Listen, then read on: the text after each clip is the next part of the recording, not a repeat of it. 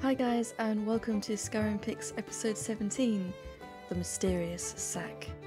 Today we have 10 awesome images by 10 fantastic Skygraphers, and we of course have part 2, where we will of course find out what is inside this mysterious sack. Let's begin. Our first image is by GMKZ. I absolutely love the strong bokeh effect stretching across this night sky. I think the slight tilt to the hillside works really well, and also the sight of those 3 little trees in the distance really emphasises this big open space. A great image to start our features off with. Our next image is by Luahot. I find that this image feels very lonely, almost. Mist is just hovering everywhere. The sky is very pale and cloudy. Overall the scene looks extremely barren. You could also describe this picture as being empty of colour, and this lack of colour really enhances this isolated feel. Our next image is by CHECKMATE. I love the amount of layers this image has. It starts off with a jet black and gradually goes out, varying shades of grey all the way to white, and in the distance we can see this lone rider on a horse. I love the mist and the crop of this image, and it just has this really eerie vibe as the tips of the trees seem to reach out into the mist. Our next image is Crimson Sunset by Issam Skifa. I love the warmth to this image, the fuzziness that seems to just overlay the image almost. And I love the way that the sunset is only seen on the reflection of the water. I think this is a really great way of showing a sunset without actually having a sky in view. Our next image is by Music77. This image of a necromancer is everything it should be. We have this pale hooded figure clutching a very menacing looking staff, and his pose kind of makes it look like he's just released a bunch of blackbirds. Which, might I add, I love how the birds' wings are blurred and actually show movement. Our next image is by Lagara. This image of the sea I find is exciting to look at. Sometimes when you have images of the sea and sky, one of them can look a lot more dominant than the other. I love the sight of the wind as it blows across the ice. There's a hell of a lot going on in this image. We even have some rays from a sun hidden behind some clouds. And we even have a bokeh effect bordering the image. Next we have Detect Honey by Raccoon Dance. I found this image fascinating. I'm really into the whole thing at the moment of showing only part of a scene in the image. I love that we can see a hand here which is casting a spell, and we can see who the spell is being cast on. I believe it's a fear spell. I haven't played Skyrim for quite some time, so I hope I'm correct there. I love the expression on the bear's face. It looks subdued, and we really only need to see 2 things, the hand and the bear. Next we have Free Roaming by Lost My Keys. This is a really fun image. This lady jumping over the log really doesn't care about falling in. And sometimes showing an adventurer doesn't have to always be someone walking along in a woodland with a massive rucksack on the back. It could just be showing the adventurous side of someone, and this image does this brilliantly. Our next image is Wild Penguins by Kieran Dovakin. Not only are these penguins super cute, just standing there on their slab of ice, this image struck a personal chord with me because earlier this year I attempted figurine photography and it brought back warm fuzzy memories. And last but not least, we have an image by Amisho. I love the pale pink sky, but it's not the sky that drew my attention to this image. It's the way the dragon looks. It looks kind of like it's swirling around in the sky, almost like a ballerina. You know what this image kind of reminds me of? It's like whales in the sea when they just kind of dance and they jump out of the water and swing their fins around. Well, that's it for part 1. I hope you enjoyed the features. I most certainly enjoyed talking about your Screenarchery. And now we'll be moving on to part 2 with the mysterious sack. Hi guys, welcome to part 2. Today I have a very special surprise in store. And I'm going to keep it secret while we travel to while we travel to Markarth, because we have to go and visit those hills. Where do you want to go? I don't do charity. Oh dear. No gold, no ride. Can I remember how to spawn money in? Or do I have to go all the way in here and sell it? Hold there. Oh dear. Before I let you into Rift, Please just let me in. pay the visitors. I have no money, I'm poor. All right. Yes. Keep your voice down. Right, Want everyone let's to hear go. you? Now, when I enter Riften and I'm not actually playing the game, I try very hard to stay away from this guy who likes to talk to me. I'm really getting tired of your excuses. Trees. Is it me, or does that look really off? Next time, keep your Really don't like the look of that. What is going on over there? I tell you, my Skyrim is so messed up. Let's just go into All I care about is the gold. this place, the Bee and the Barb, and we can sell our stuff.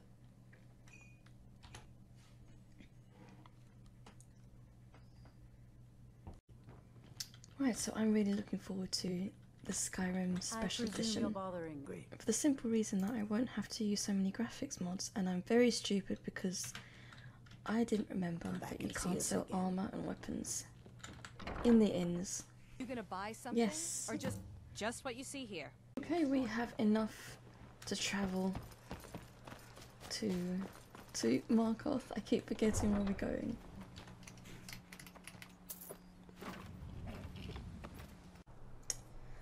Right, so we are at the great city of Markarth, but we're not going in the city. As I said before, we're going to the hills. Now, we're not just going to the hills to look at the view and the grass and all of that. There is a very special reason why we're going there. Okay, so I am now convinced that my LOD is broken because I don't believe this is meant to happen. That things are meant to just pop into view, and I think there's no LOD in the background there. You can see a figure walking across that bridge, but that's just about it. Anyway, let's just do our best today. Now that over there is definitely the hill that will do the job. So let's go to it.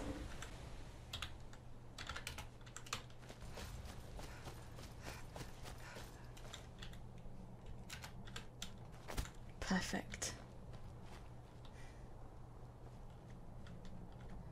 Oh dear.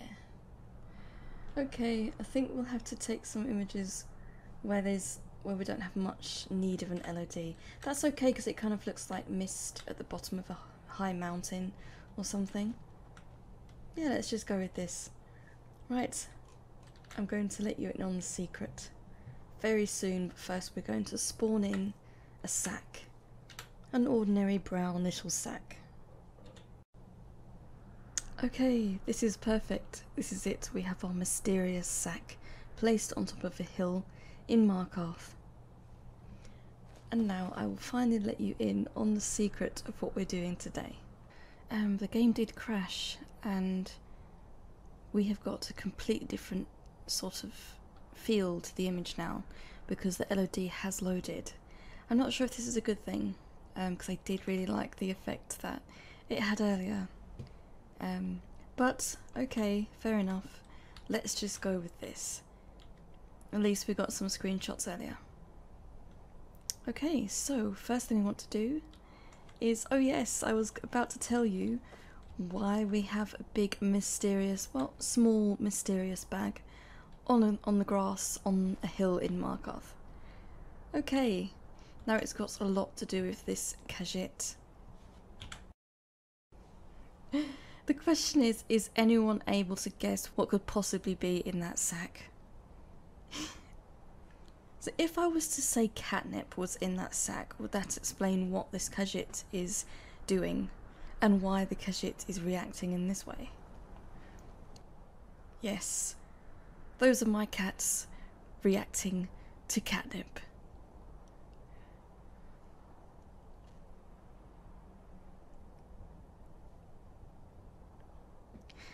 Today's shoot, however, is not about Khajiits. We are going for the big cats, the bigger ones, the saber cats, and we're going to put them on the hill and we're going to have them doing crazy things and reacting to the catnip. So let's go ahead and spawn in our saber cats. Let's see what we've got. What is that? I don't know what that is. It's a little bit too colourful for this photo shoot, and it's actually changing colour. It was purple, now it's green, and now it's purple. This is very strange. I think it's too extravagant for this photo shoot. I'm so sorry. Let's see what this one looks like. Oh, beautiful. That will definitely do. I'm gonna go ahead and spawn in some more, so similar to what we did with the herd of horses last time, and I'll be back when we've got our beautiful horde of saber cats. Okay, we have spawned in some saber cats. I'm going to try something new. In the comments, one of my viewers said I could toggle control over the NPCs, so that's what I'm going to try to do. I'm going to try to toggle control and position my saber cats how I would like them, and then take some pictures. So yes, let's go ahead and do that. Oh, that is problematic. Cannot wait while enemies are nearby. Yes, I should have fixed the time before spawning them in. Right, so I've managed to sneak off and wait, and it's morning, so it's very pretty. So yes, I'm going to go ahead and do that. Toggle control? Do I have to toggle control off me first? That's the question. I think so. I think so, I'm not entirely sure. Toggle control. Okay. Toggle control. Let's see. This is. Yes! I'm a saber cat. Only. Oh, this is so good. I love this. Can I. Wait. Oh, I can't really do anything like jump or growl. It kind of is just walk, and I did think as much. But that's okay. We're gonna have our saber cat sniffing the catnip sack. Oh, he's so cute! A little tiny saber cat. Ooh. He's gonna stand right by the bag of catnip. The sack of catnip, rather. Now, there is one thing about this setup that I should probably address, and it's the fact that these saber cats look aggressive, and I wanted them to look playful. So I'm just gonna go and Google how to set aggression to 0. Okay, yes, I'm very happy with that. This is exactly what I wanted to happen. I didn't use the console in the end. I'm using a mod called One with Nature. Most of you have probably heard of it. Now, unfortunately, some of the ones I have spawned in are still attacking me. However, this isn't necessarily a bad thing. As long as we've got some that are chilled out, which I'll spawn some more of these black ones in, we should be okay. We still want the excitement. We don't want them all laying down looking chilled. Now, this one does look a bit funny. It does. So, it definitely looks like a cat on catnip. Come on, it really does. I mean, look at this picture of my cat. So as we can see here, some are chilled and some are not so chilled. So we're going to go ahead and take some shots like this, and then we'll have a look at the slideshow at the end. Okay, so I have now run the images through post-production. I usually let the slideshow just play, but I think this time I'm going to do something a little bit different. I really enjoyed editing the images this time, and I wanted to just share what I've done to the images and why I've done certain things. Now, the atmosphere in this photo shoot was quite moody, so I didn't want to ruin the image by making the colours too bright or too varied from what the original image was. So I've gone for a kind of frosted look to the whole thing, but I've managed to retain the warmth. It's a lot easier to see with this image, as most of the image is pretty much sky. I've got a really gentle texture around the whole thing, and I really kind of wanted a mysterious vibe to this particular image here. I've done pretty much the same with the next few images, only I've added the additional bokeh effect to it. And the next two just follow the same format as before, which is a kind of warm textured effect. Now for these images with the saber cats, I wanted to keep this mysterious atmosphere, but I also wanted a fun element to it, and that's why I went for the bokeh effects. I also lightened the image and of course put this textured effect on all of them. I just really love this effect right now. And yes, that's what I've done with editing and why. If you would like to see me make a video of perhaps editing something like this, then please let me know in the comments. If it's something you'd be interested in, then I will be happy to do it. I'm not sure if you can hear my cat in the background, he's actually crying. Okay, well that's it for this week, and I look forward to the next episode.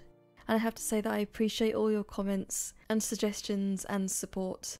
And finally, thank you for watching.